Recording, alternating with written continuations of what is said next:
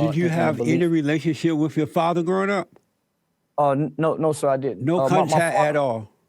all. Yeah. My dad was in the Navy. My dad retired from the Navy, and battled with mental illness. And so I probably can count on two hands how many times I've seen my father in my lifetime.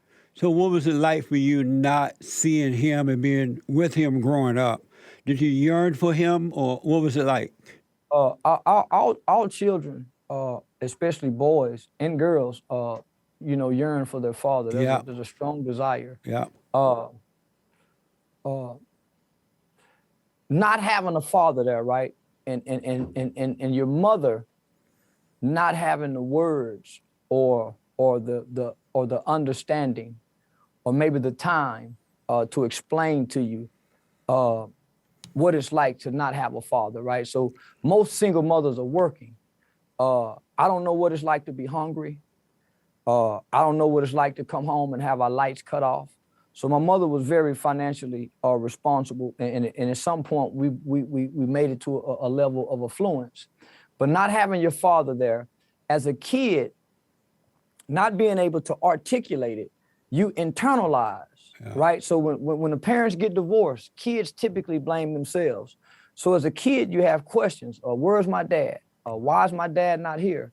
You may have a neighbor. I had a Hispanic guy by the name of Brian Alaniz. Brian Alaniz had a father. So I spent the night at Brian's house. Spending the night at Brian's house gave me a dad at times, right? yeah. So you get to see what a family structure looked like. Then when you go home, you have questions, you have internal thoughts. So as a kid growing up, mom working, so when I'm getting out of school, mom's going to work. You feel unloved, right? You feel rejected. Then that turns into hurt. So there's a pain that just simply revolves around the fact of a father being absent, that this kid is feeling, right? He can't articulate it, right? No one's sitting him down, and he's not going through counseling. So that's where the behavior begins to transpire, right?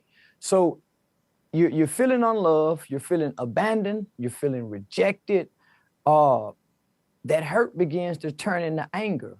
But the anger is just a smokescreen, right? You really want, so as a young man, I got all these emotions inside of me. And so when I get to school, I got the PE coach, I got the math teacher, or I got the school police officer. When he confronts me, hey, young man, you need to pull your pants up. Well, all these emotions causes me to resent him. So I got this displaced anger, right? He's done nothing to me, but he's a man. He's a male authority figure, and I want him to come home with me. I wish he can come home with me. So I resent you telling me what to do, trying to correct me, and you can't come home with me. So I began to hate you, and I began to despise other men, other male authority figures, mainly other black men. So when you would ask your mother, where is my father, what would she say? I never thought to ask. You never asked at all? I never thought to ask, because what's not there, you don't know to ask that. It's normal, right? We come up in a generation where children don't ask questions. We come up in a generation where kids don't ask grown folk questions about grown folk things. So I read that you ended up becoming a part of a gang when you were younger. What made I you? joined it. Go ahead. What made you get involved with gangs? What made you get involved with them? It was everything I was looking for. Coming from a single parent home, never been spanked by a man, never been disciplined by a man, never been corrected by a man, never been hugged by a man, never had a man say, I'm proud of you, never heard a man say, I love you. So the older guys in the gang gave me the affirmation that I sought to have from a father figure. Did you know at the time you were doing it because you were looking for the love of a father? No. You talking about a child with an undeveloped brain. They don't know what the fuck they doing. Yeah, you talking about an undeveloped brain kid. Everything that a kid does is it's all impulsiveness, right? Based on what they feel or what their friends are doing. I just wanted to belong. It wasn't a matter when you're going through what you're going through as a kid, you don't know I'm doing this because dad not there. Right. You just know you feel something. Yeah. You just know you was born into a condition. You was born into a situation where your dad's not around. You don't know that's not normal. So I met a kid, go ahead. I met a kid once before here recently, and he's had both his mom and his dad. And so I asked him, hey, what's it like to have both your mom and your dad? Yeah. He couldn't understand what I was saying because he don't know what it's like not to have it. That's right. So to grow up and every child you see don't have a dad, that becomes normal. It's the guy, it's the house with the dad that everybody say, hey man, they got a dad over there. So you don't know until you grow up and you can look at your life and assess your life where you can start connecting the dots. But when you're a kid, it's your environment, it's the conditions, it's your nurture, the foundation of your home life dictates what you're gonna go outside and become. It's interesting. It's interesting in that your mother brought you out of poverty, or and bought a home. She got a job, and you and your brother ended up with your own rooms and everything. And yet that wasn't enough for you, because I read that you decided to run away from home and go on a crime spree, which led you to murder at 14 and go to prison and all that. So it's interesting how I've never been to prison. I mean, jail. Let me just say this. To jail, right? I went to juvenile. I went to a boys' home. Oh, okay. Let me just say this. Okay. Culture, right? Culture is way more influential, way more powerful than home life, upbringing. Let me give you an example.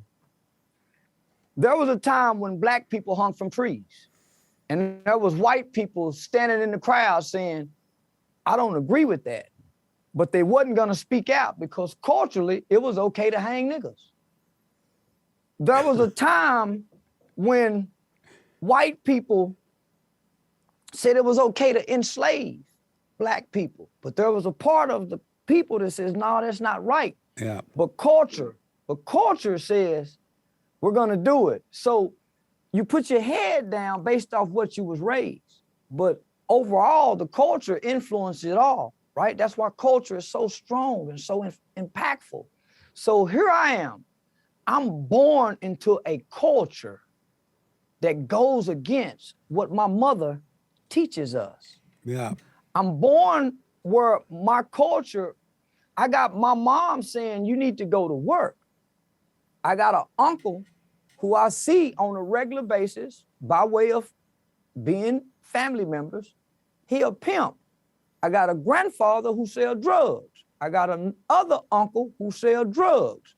When I look across the street, I got another neighbor, he's getting out of jail for robbery. My cousin. So when I come inside and I cut my television on, I'm born in 1977. Think about the culture then. Pimps was glorified during the black exploitation film era. Yeah. Superfly, the Mac. So I'm growing up watching all of this on the culture. I got a mother going to work. My culture don't show me mama going to work, but I see mama going to work. All the things that my culture present to me is negative. Yeah. And I have these same negative images, not just in my family, they in the community, they at my friend's house, they outside the school.